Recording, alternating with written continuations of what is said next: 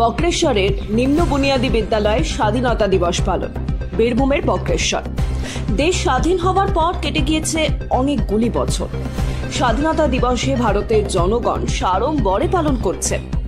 গেরুয়া, সাদা, সবুজ চাঁদোয়ার ছায়ায় আশ্রয় পাবে আপামর ভারতবাসীর মন।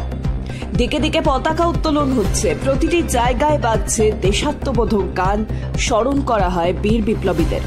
আজ প্রতিটি জায়গার মতো ছাত্রছাত্রী সহকারে শিক্ষক শিক্ষিকারা বক্রেশ্বর নিম্ন বুনিয়াদী বিদ্যালয়ে স্বাধীনতা দিবস পালন করলেন এবং সকল ছাত্রছাত্রীদেরকে নিয়ে শোভাযাত্রার মধ্যে দিয়ে 15ই আগস্ট স্বাধীনতা দিবস পালন করলেন তারা।